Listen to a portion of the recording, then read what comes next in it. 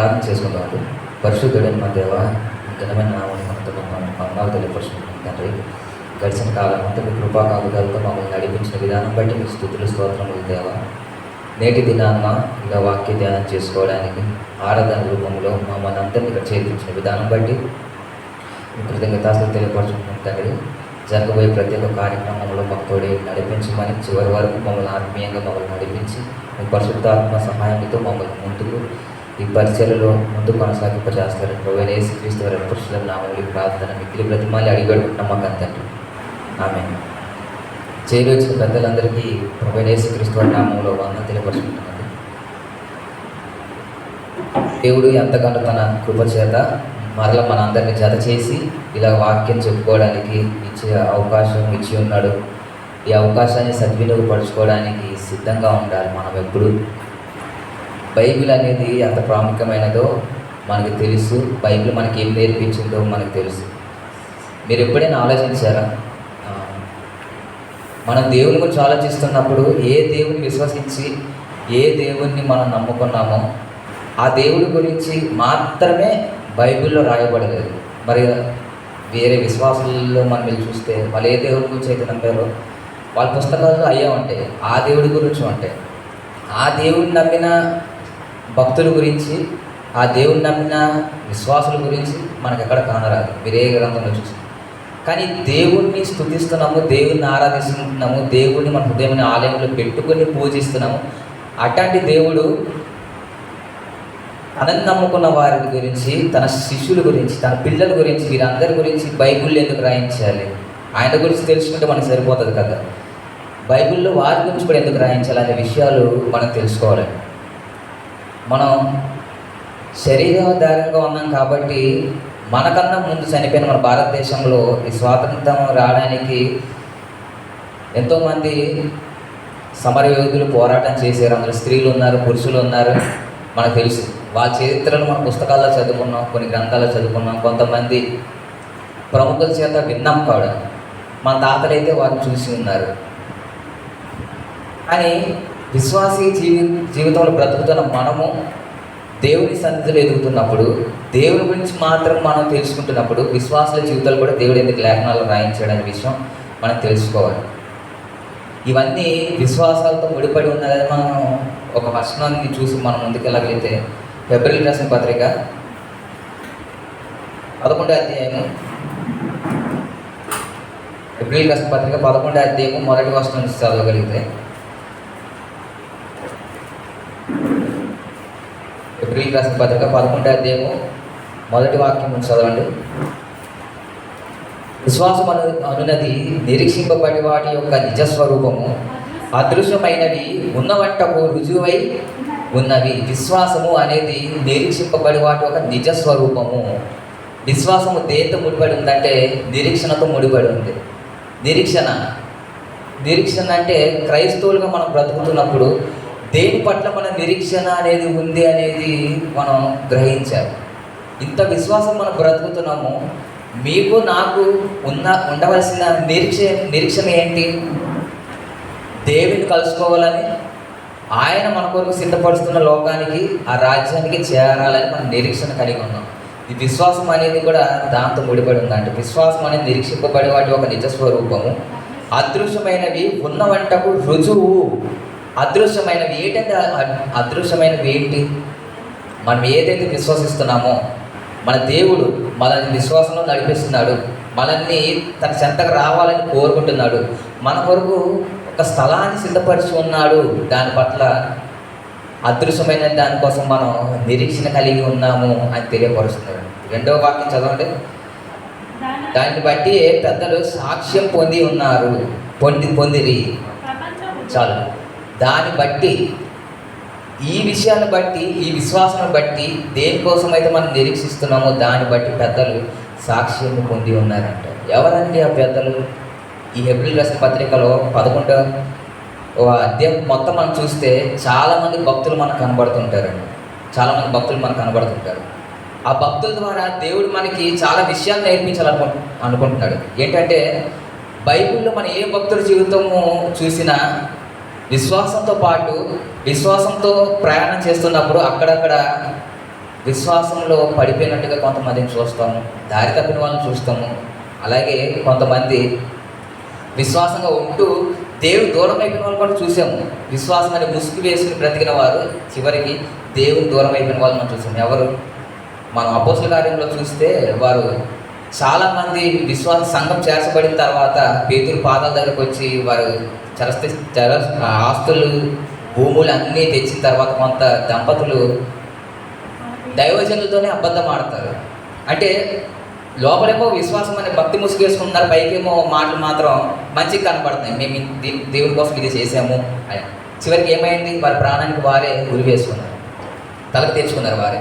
అలాగే విశ్వాసం అనేది బహిర్గతంగా నటిస్తే జరిగేది కాదంట. బహిర్గతంగా మనం ఎవరి ముందైనా ప్రదర్శించవచ్చు విశ్వాసం అనేది. నేను ఇంత చేసాను దేవుని కోసం, అది చేస్తున్నాను, ఇంత కష్టపడుతున్నాను, నేను ఏదైనా అనుకోవచ్చు, మీరైనా నేనైనా ఎవరైనా ఏదైనా అనుకోవచ్చు. కానీ దేవుడు ఏమంటున్నాడంటే చివరి వరకు ఈ విశ్వాసం కొనసాగాలంటే నిరీక్షణ కలిగి ఉండాలి, ఆ నిరీక్షణతో ఓపిక కలిగి జీవించాలి అని తెలియపరుస్తున్నాడు. ఈ విశ్వాసానికి సంబంధించిన ఒక వ్యక్తి గురించి మనం చూడగలిగితే 8వ వాక్యం చదవండి. 8వ వాక్యం. అబ్రహాము పిలువబడినప్పుడు విశ్వాసమును బట్టి ఆ పిలుపునకు లోబడి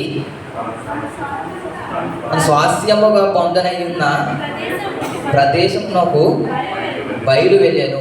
అబ్రహాము అనే ఈ వ్యక్తి ఒకానొక స్థితిలో అన్యుడండి, దేవుని ఎరగనివాడు అయినప్పటికీ ఆదికాండం 12వ అధ్యాయంలో మనం ఆయన సందర్భం నుంచి ప్రారంభం అవుతుంటుంది.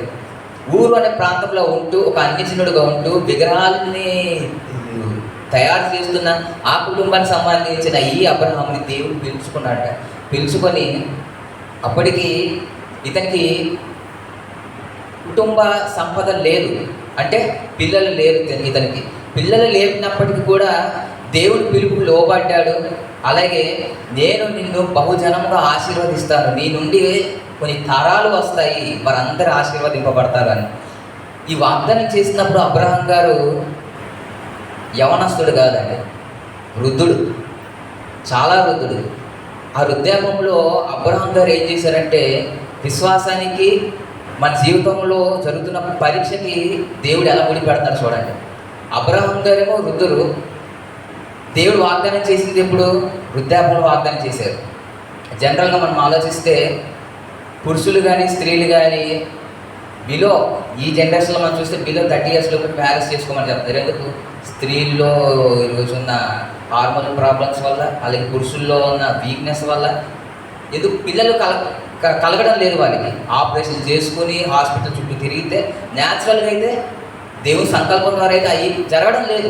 ఒకనొక స్థితిలో మన పేరెంట్స్కి లాగా ఈ జనరేషన్లో అయితే కలగడం లేదు. అందుకే మెడికల్ వాళ్ళు కూడా ఏం చెప్తారంటే అంత ఎర్లీగా అయితే అంత త్వరగా మ్యారేజ్ చేసుకోవడం మంచిది. అది మీ కొరకు కాదు, మీ నుంచి వచ్చే ఫ్యూచర్ జనరేషన్ కోసం, వాళ్ళ హెల్త్ కోసం, వాళ్ళ ఆరోగ్యం కోసం, వాళ్ళు స్టాండర్డ్గా స్ట్రాంగ్గా ఉండాలంటే ఎర్లీ స్టేజ్లో మ్యారేజ్ చేసుకోవడం మంచిది. కానీ మన అనాలిసిస్ ఎలా ఉంటుందంటే వితౌట్ ఎనీ జాబ్ మ్యారేజ్ చేసుకుంటే ఎలా బతుకుతాను, ఏవి లేకుండా ఎలా చేస్తానని మనం అనాలిసిస్ చేసుకుంటాం.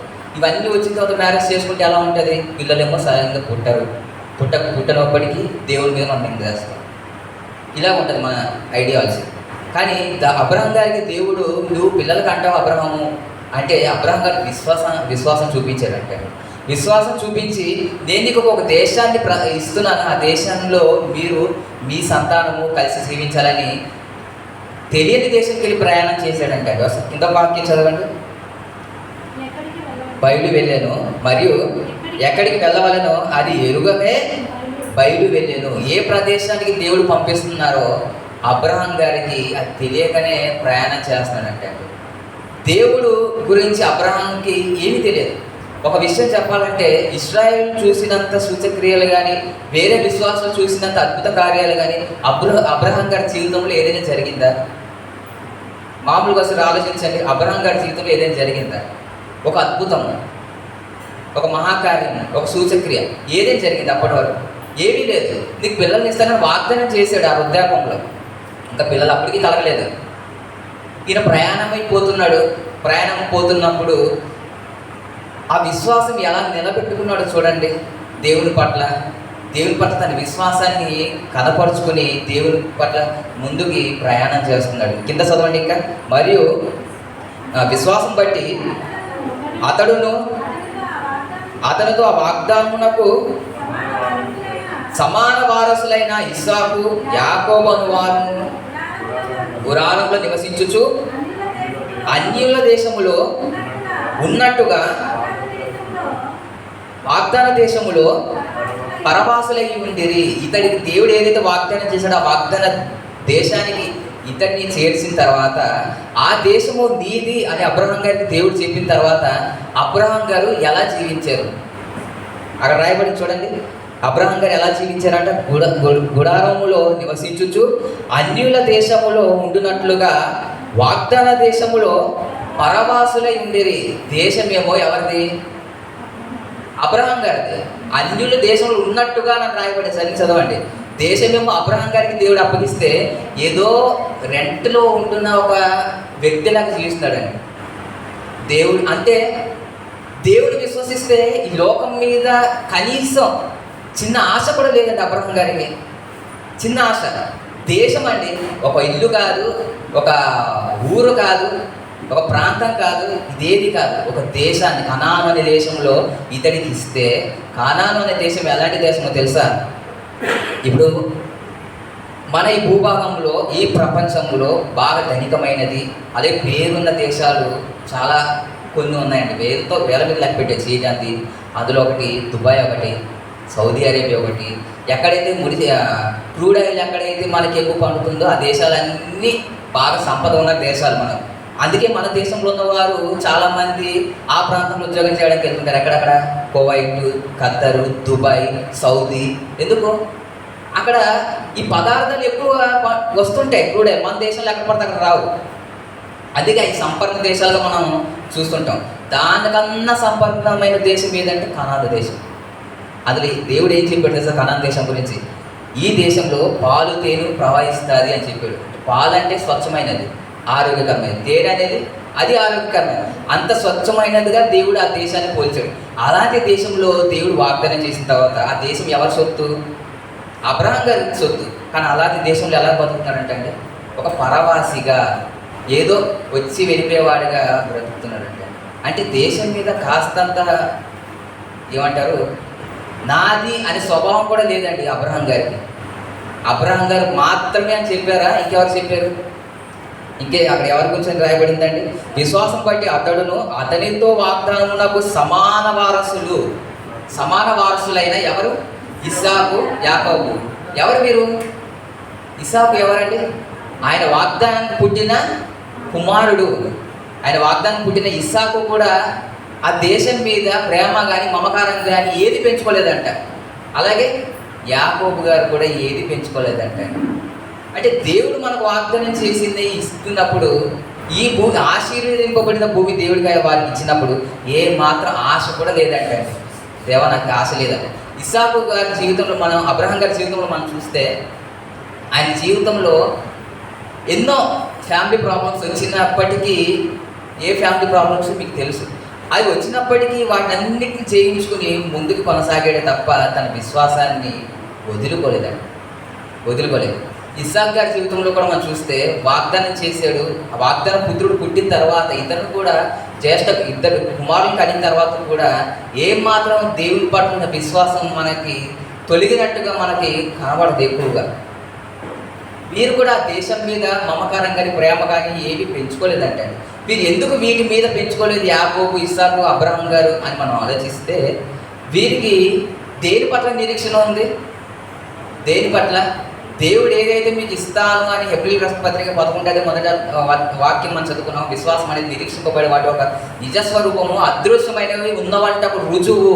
ఏదైతే వీరి కళ్ళకు కనబడడం లేదో అది వీరిది అని వీరు భావించారు. కాబట్టి దేవుడు వారికి ప్రసాదించిన ఆ దేశాన్ని వీరు పరవాసిగా బ్రతికారంట.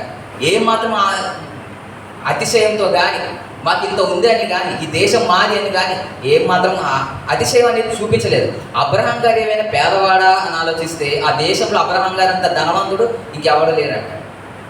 ధనం ఉంది కానీ కుటుంబ సంపద లేదు ఆయనకి. అప్పటికి ఈ ధనం ఉంచుకుని కూడా ఏం చేస్తున్నాడంటే తన తమ్ముడు కొడుకైన లోతు ఒక విషయంలో గొడవ పడుతున్నప్పుడు ఆస్తి ఇచ్చేసాడండి.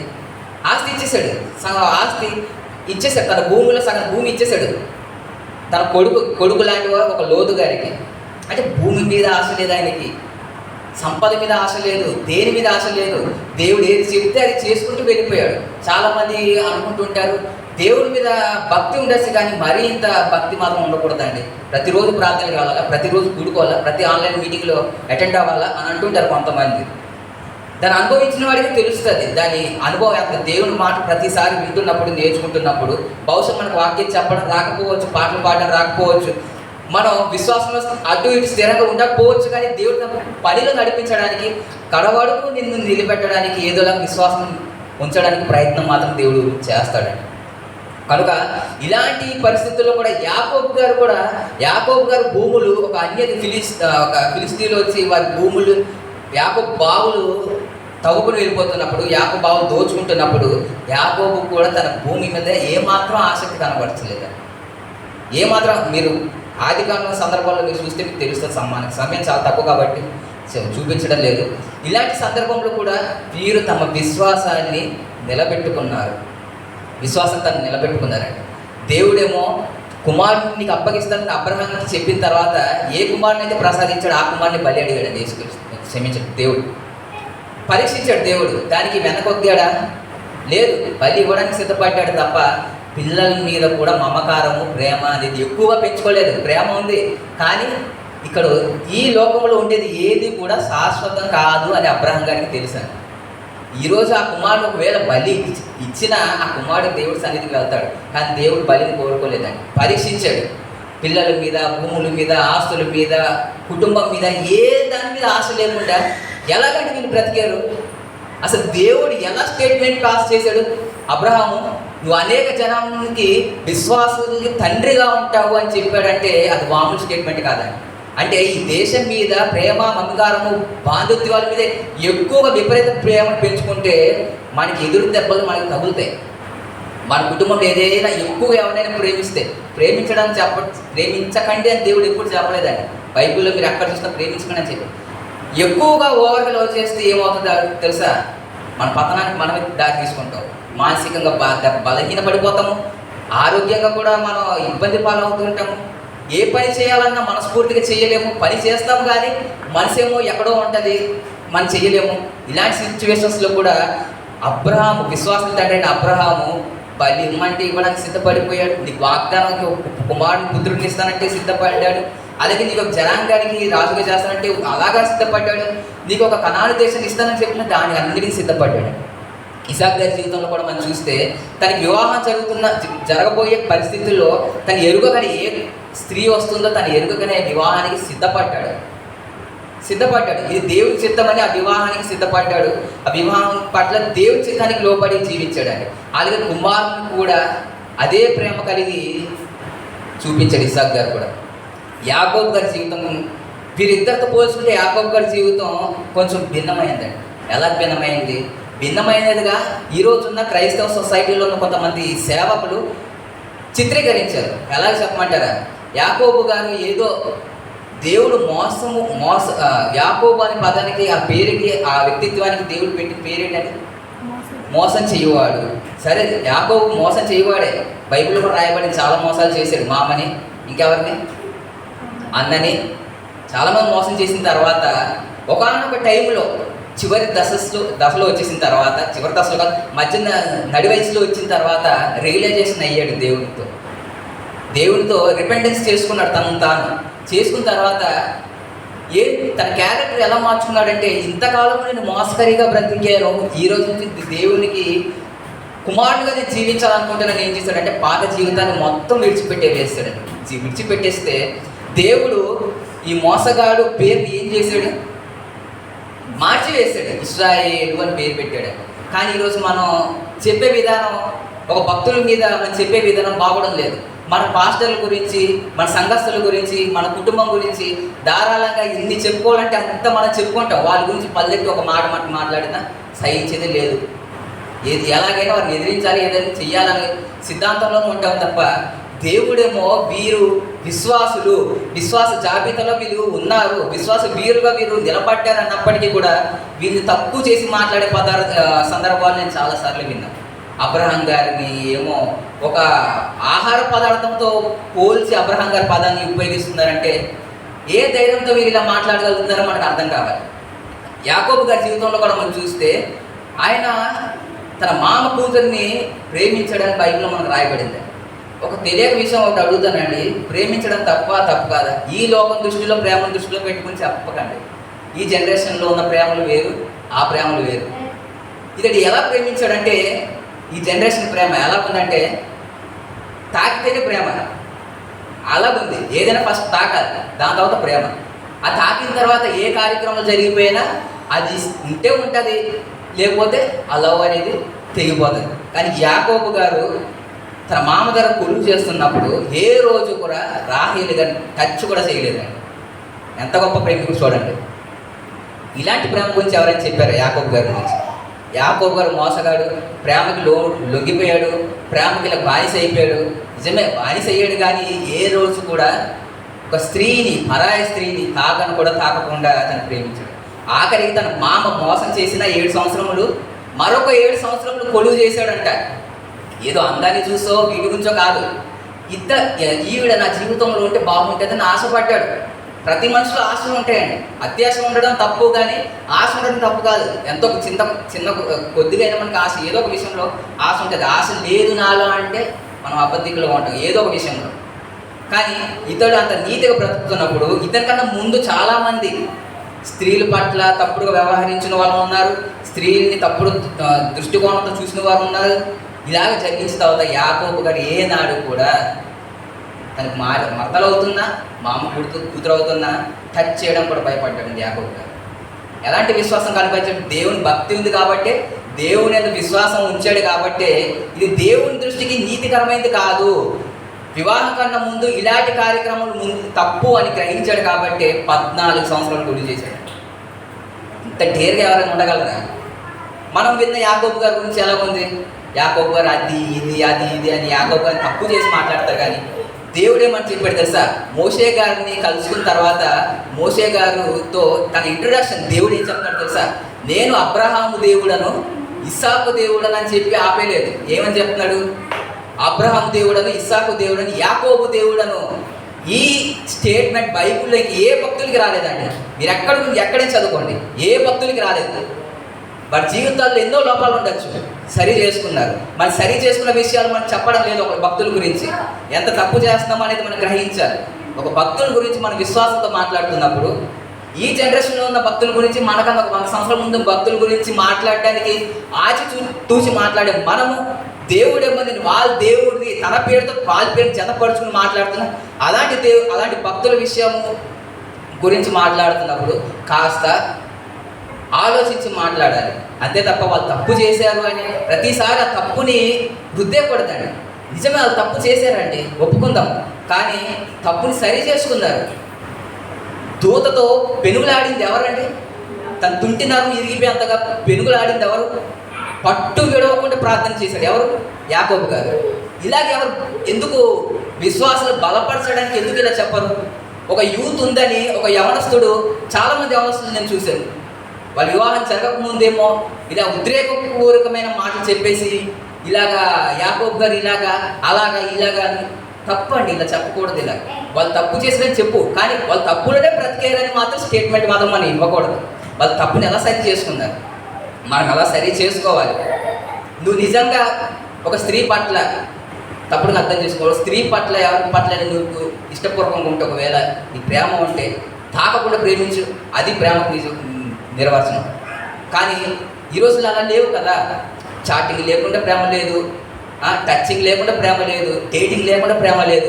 ఇది ప్రేమ కాదండి, అది వ్యామోహం. అది దాన్ని బైబిల్ ఏమాత్రం సమర్థించదండి. మీరు ఎప్పుడైనా అంగీకరించారు? బైబిల్ ఎప్పుడు సమర్థిస్తుంది తెలుసా? వివాహం జరిగిన తర్వాత నువ్వు ఎంతైనా ప్రేమించు నీ భర్తని, నీ పురుషుని ఎంతైనా ప్రేమించు, నీ స్త్రీని ఎంతైనా ప్రేమించు, దాన్ని యాక్సెప్ట్ చేస్తాడు. వివాహం ముందు ఇలాంటివి దేవుడు యాక్సెప్ట్ చేయాలి.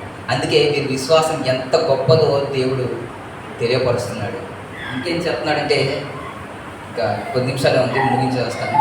రోమిలికి రాసిన పత్రిక రోమిలకు రాసిన పత్రిక ఆ 4వ అధ్యాయము 19వ వాక్యం చదవండి. 4వ అధ్యాయం 19వ వాక్యము. మరియు అతడు విశ్వాసముందు బలహీనుడు కాక రమారమి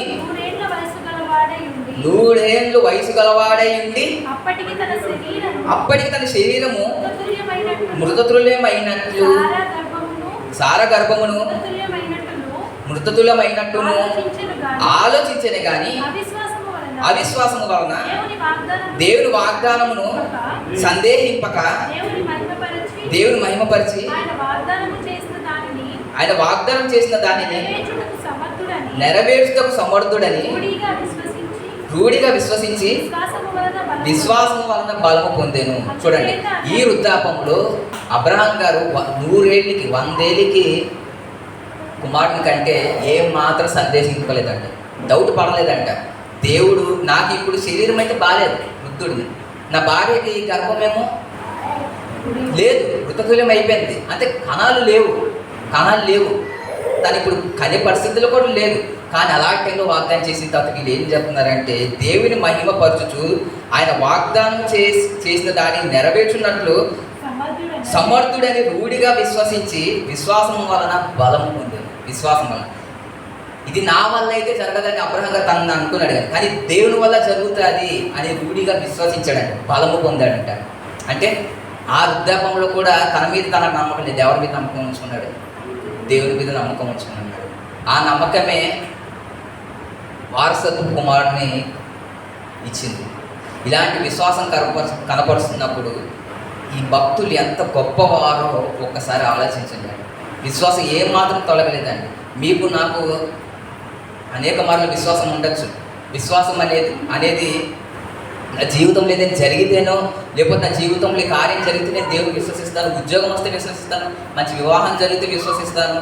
ఇది కాదండి విశ్వాసం బేస్మెంట్ అనేది. ఇవన్నీ దేవుడికి ఇస్తాడు. నువ్వు అడిగినా అడగకపోయినా తన పిల్లల చిత్తం ఏదై ఉందో, తన పిల్లలకి ఏదైతే కావాలో దేవుడికి ప్రతిదీ తెలుసు అంట. ఇవన్నీ తెలిసినప్పుడు దేవుడు ఇవ్వకుండా ఉంటాడా? విశ్వాసం అనేది అది కాదండి. ఈ లోకం మీద ఎప్పుడైతే ప్రేమ, మమకారం, అనురాగం ఇవి ఎప్పుడైతే పెంచుకుంటామో దాని పట్ల ఉండేదే మన విశ్వాసం. పునాదులు గల ఆ పట్టణం కొరకు ఈ 3 విశ్వాసం చూపించారంట. ఆ పట్టణం కొరకు అంటే పరలోకం అనేది ఎంత గొప్పదో, దేవుడు మనకు వాగ్దానం చేసిన ఆ స్థలం ఇస్తాననేది ఎంత శ్రేష్టమైనదో వీళ్ళు భావించారు. చూడండి, చెప్తున్నాను కదా, వీళ్ళు ఏమాత్రం డబ్బు కొరత లేని వాళ్ళండి, ఆస్తిలో కొరత లేని వాళ్ళు. అలాంటి వారు కూడా నాకు ఇవేం వద్దు, ఎవరైనా భూములు లాభం వెళ్ళిపోతే వాళ్ళ దగ్గర నాకు అవసరం లేదు, నాకు దీని మీద ఆశ లేదు, ఈ లోకం మీద నాకు ఆశ లేదు, దేవుడు నాకు ఇస్తాడన్న ఆ లోకం కొరకు నాకు ఆశ ఉంది అని ముందుకు కొనసాగారు. కనుక మనము మన ఉద్యోగాల పట్ల, మన ఆరోగ్యం పట్ల ఎప్పుడైతే బేస్మెంట్లు వేసుకుంటామో అవి పోతాయి. అవి శాశ్వతం కాదండి. మనుషులు మొదలుకొని వస్తువుల వరకు ఈ భూమి మీద ఏది శాశ్వతం కాదు.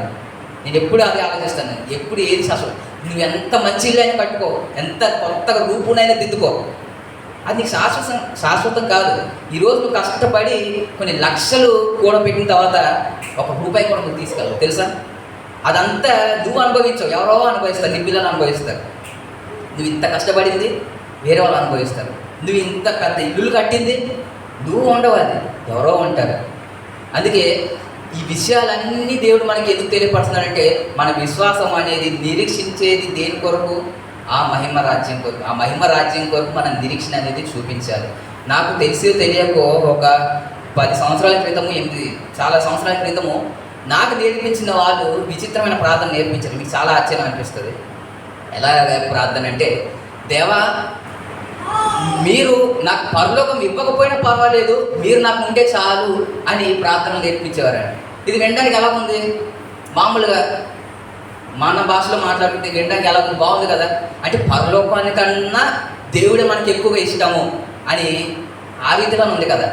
ఈ మాట ఎలా ఉందో చెప్పమంటారా? As it is.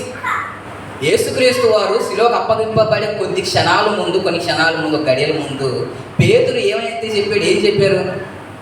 ప్రభువా, ఈ శిలువ మరణానికి దూరం అవ్వాలి అనగానే మానవ దృక్కోణంతో మనం చూస్తే ఎలా ఉంటుంది? తప్ప నాకున్న 11 మంది శిష్యుల్లో ఏ ఒక్క శిష్యుడు కూడా నన్ను ఇలాగ ప్రేమించలేదు. నేను చనిపోవాలని అనుకోవడం లేదు. ఎంత ప్రేమనయ్యా కేఫా, ఇంత ప్రేమ నా పైన, ఇంత ప్రేమ చూపిస్తున్నావు అని అన్నాడు యేసుక్రీస్తు వారు. సాతాను అని తిట్టాడండి.